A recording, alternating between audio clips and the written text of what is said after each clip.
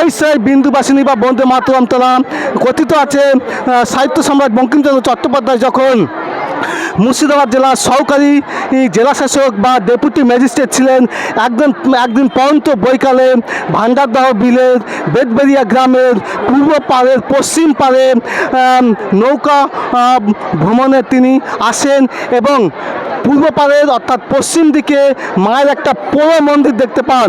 তৎক্ষণাৎ তিনি নৌকা থেকে নামেন এবং যে দুই ধারের যে প্রাকৃতিক শোভা, বনরাজি এবং সেই সঙ্গে বেতের জঙ্গলে যে প্রাকৃতিক সৌন্দর্য তিনি আবির্ভূত হয়েছেন। এবং পরবর্তীকালে উনি যখন হুগলি জেলাতে যখন উনি ছিলেন, অর্থাৎ চুঁচুড়ায়, হুগলি জেলার চুঁচুড়ায় উনি যখন কর্মরত ছিলেন, তখন তিনি আনন্দমঠ উপন্যাস রচনা করেন এবং আনন্দমঠের এক জায়গায় উল্লেখ আছে মায়ের পুরো জীর্ণ মন্দির, সেই মন্দির এবং সেই প্রাকৃতিক শোভা, সেই বনরাজির শোভা ইত্যাদিকে অবলম্বন করে তিনি রচনা করেন আনন্দমঠ উপন্যাস। এবং সেই আনন্দমঠের উপন্যাসের এক জায়গায় উল্লেখ আছে, অর্থাৎ আমাদের যে জাতীয় স্তোত্র বন্দে মাতরম সুজলাং সুফলাং মলয়জি শীতলাম, সেই গানটি অর্থাৎ আমাদের জাতীয় স্তোত্রের উৎস যাকে বলা হয় এই বিন্দুবাসিনী বা বন্দে মাতরম তলাকে। কথিত আছে এখানে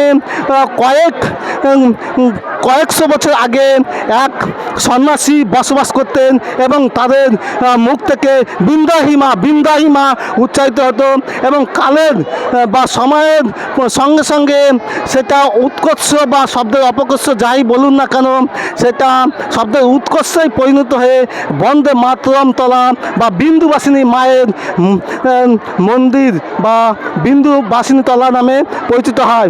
আজ এখানে দিন অর্থাৎ ষষ্ঠ দিন ব্যাপী যে মহোৎসব তার পরিসমাপ্তি ঘটল, মহাপ্রসাদের আয়োজন চলছে।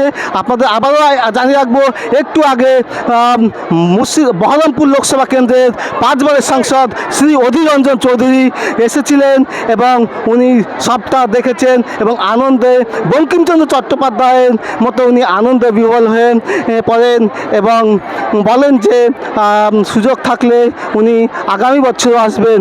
ধন্যবাদ।